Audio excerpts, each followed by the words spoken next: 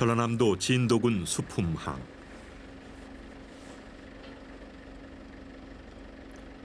고기잡이를 나가는 어부의 새벽은 늘 분주하다.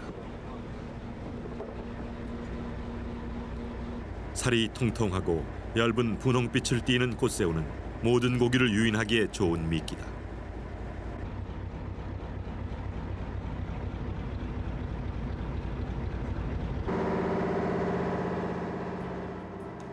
새벽 물때를 맞춘 출어는 대개 아침 해가 떠오르기 전에 시작된다.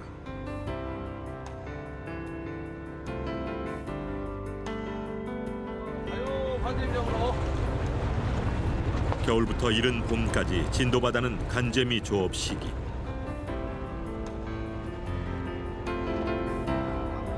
대부분의 고기가 그렇듯 간재미도 산란기인 이때가 1년 중 가장 맛이 좋다.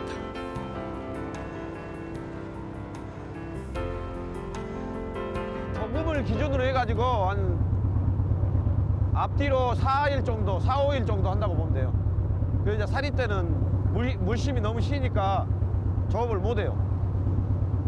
물 속도가 빠를 경우에는 우리가 원하는 자리에 이게 안 떨어져요. 깊은 바다 밑바닥을 유용하는 특징을 이용한 간재미 조업은 주로 바닥에 깔리는 준학을 이용한다.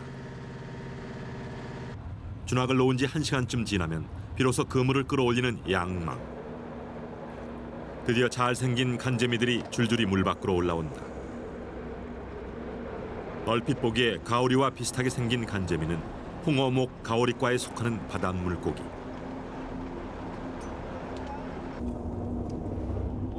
알. 간재미 알이요. 수정된 알을 낳는 대부분의 어류들과 달리 간재미는 알이 든 주머니 난각을 낳는다. 간재미 암수는 대개 외형으로 구분이 가능한데 이게 생식기 2개. 생식기가 2개 달린 것이 수컷이다. 서해안에서 흔히 볼 수 있는 간재미의 원래 이름은 홍어. 그 유명한 흑산도 홍어와 비슷한 이름 탓에 고기 이름에 얽힌 재미있는 사연들도 많다.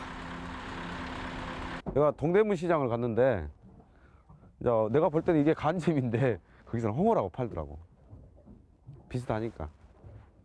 그래가지고 그 시장, 동대문 시장 그 아줌마하고 한 20년 전에 내가 서울서 살 때 그 말다툼 했다니까요. 왜 이거 간재미다. 그 아줌마는 홍어다. 진도 사람들이 간재미라 부르는 홍어와 오래전부터 흑산도에서 많이 잡아온 홍어는 그 이름이 어민들 사이에서도 혼란이 많아 지난 99년 한국어류학회에서는 흑산도 홍어의 이름을 참홍어로 정리했다.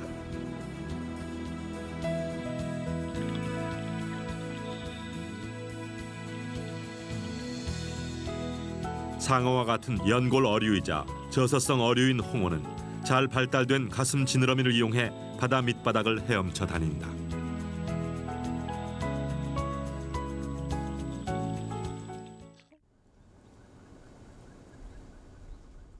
예로부터 동진화해와 서남해 어장의 전진기지로 이름난 흑산도 예리항.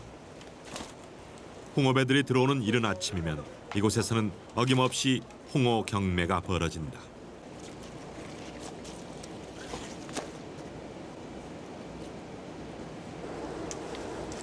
홍어 어장이 워낙 먼 곳에 있는 탓에 위판장에 올라온 홍어들은 거의 죽어 있다.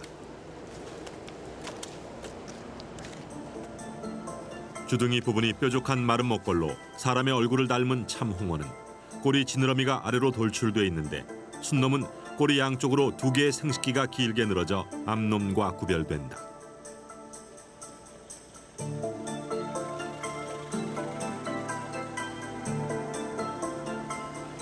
저울에 달아가지고 8kg 이상은 1번, 7kg 이상은 2번, 6kg 때는 3번, 5kg 때는 4번, 또 4kg 때는 5번 그렇게 분류해서 경매해요. 배에서 내린 홍어들은 암수로 나누어서 다시 크기에 따라 위판된다.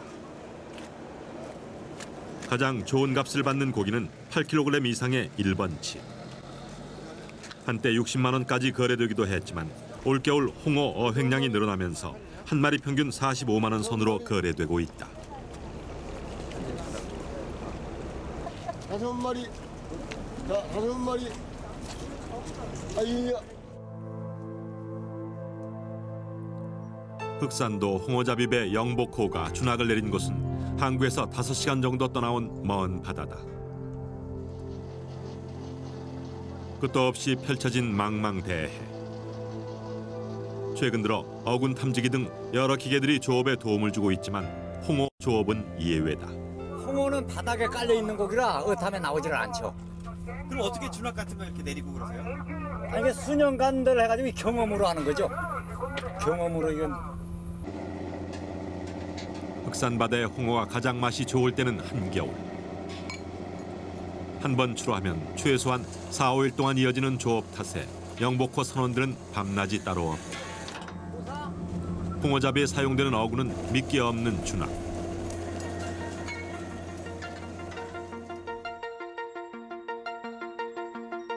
실자형 바늘이 거꾸로 달려있는 준학을 사방에 10cm 간격으로 깔아두면 바닥으로 다니는 홍어는 바늘 한 곳만 닿아도 걸려들게 되는데 한 번 출조 시 깔게 되는 준학은 대략 20만 개 정도다. 짙은 어둠을 뚫고 그물에 올라오는 홍어 한 마리.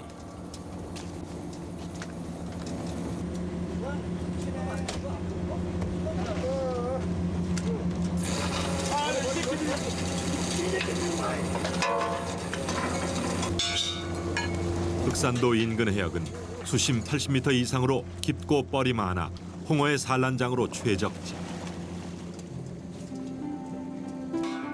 그러나 이런 황금어장도 점점 황폐화돼가고 40척이 넘던 홍어배가 지난 97년에는 단 한 척으로 줄어들었다. 다행히 신안군의 지원으로 올겨울 흑산 앞바다에는 10척의 홍어배가 조업 중이지만 백선장의 마음은 무겁기만 하다. 하고 싶은 자리를 마음대로 갈 수가 없어요 지금. 뭐 저 중국 어선들이라든가 아니면 우리나라의 저인망들 때문에 우리가 가고 싶은 자리를 마음대로 가지를 못해요 지금. 이것들이 와가지고 부표를 쳐버리거든요. 준학을 놔놓고서 육지에 가 있으면 항상 불안해 있는 거죠. 고기는 오늘 못 잡으면 뭐 다음에 잡으면 되는데 어구가 없으면은 다음에 고기를 잡을 수가 없는 거예요. 그러니까. 어부들의 걱정은 어구 손실뿐 아니라 그나마 준학에 걸려 올라오는 홍어들의 크기가 점점 작아져 간다는 것. 이는 녀석들의 생식 방법과 관련이 깊다. 뱃속에가 양쪽이다 이런 거 들어있다고요. 양쪽으로요? 네, 양쪽으로. 이게 할 때는 이거 나면은 이 끄트머리가 저기 같은 게 이제 그 실처럼 끈적끈적한 저기 액이 있다고요. 그것을 이제 머시기다 바다 밑에다가 이제 포짝을 짓게 딱 붙여서 이제 이놈이 못 떨어지게. 그래가지고 이제 여기서 이제 여가 벌어져 가지고 이제 새끼가 나와서 이제 크는 거죠. 홍어과 어류들은 산란 시 모두 알을 낳는 난생 어종. 알주머니 안에서 충분히 성숙한 새끼가 난각을 뚫고 나오는 방식으로 번식한다.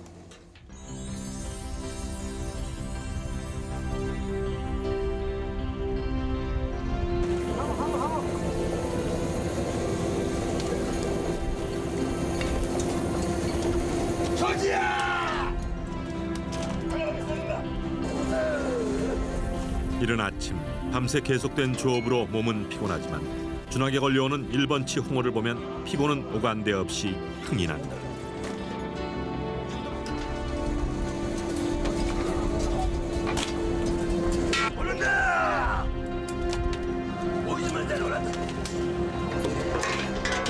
특이하게도 이제 삭혀서 먹습니다.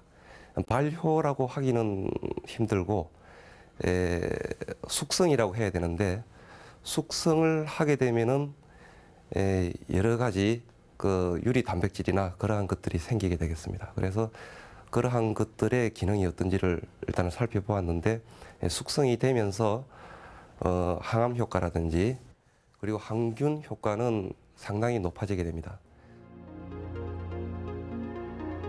임현수 교수팀에 따르면 숙성된 홍어의 뇌와 표피에는 항균 효과가 있고 특히 살보다는 내장이 항고혈압, 항암 효과가 뛰어난 것으로 나타났다.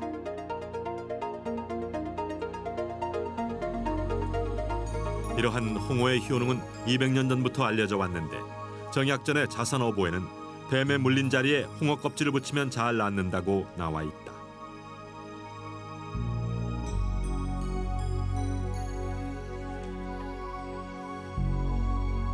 또한 배앓이 증세가 있는 사람은 홍어국을 먹으면 뱃속에 더러운 것이 제거되고 숙취 해소에도 효과가 있다고 알려져 있다.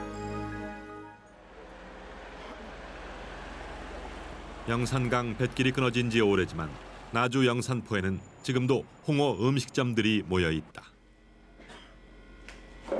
홍어 요리의 고향답게 이곳에는 가게마다 선조 때부터 전해 내려오는 숙성의 노하우들이 있는데 대개 25도를 유지해서 보름 정도 홍어를 삭히면 최고의 맛이 나온다. 뭐 발효된 지 얼마나 된 겁니까? 이 정도면은? 이것이 한 6일? 6일째. 이쪽에는 지금 발효가 돼 있는 상황. 이거는 내일 모레면 먹을 수 있는 거예요.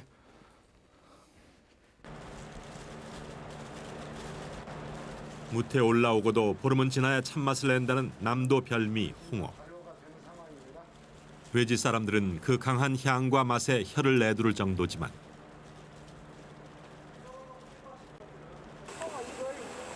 그러나 흑산 주민들에게 홍어는 어릴 때부터 먹어왔던 친숙하고 흔했던 고기로 기억되고 있다. 그때는 홍어값이 없지요. 쌌지요. 옛날에는 우리 알기 우리 조금에서만 어렸을 때만 해도 돛담배로 홍어하고 상어 같은 거 이 고기를 잡으면은 냉장고도 없고 그러니까 이 홍어가 잡으면 날짜 가면 간 대로 삭혀져 가지고 막 아금치가 콕콕 썩고 아금치가 막 넣어가지고 코가 수룩수룩할 정도로. 코끝이 실룩거릴 정도로 삭혀서 먹는 게 남도 홍어의 제맛. 그러나 삭히는 모든 부위가 똑같은 맛을 내는 것은 아니다.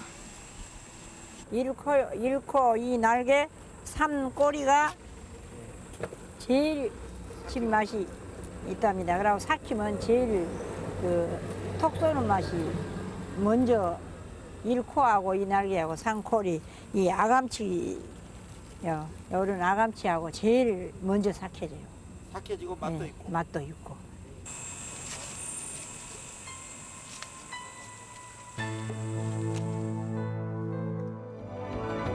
탄생에서 죽음에 이르기까지 남도의 잔치상에는 빠지지 않고 올랐다는 흑산 홍어의 향과 맛은 남도 사람들의 삶 속에 녹아있는 고향의 맛이다. 지금 자선어보의 바다 흑산도에는 남도 최고의 진미 흑산 홍어가 있다.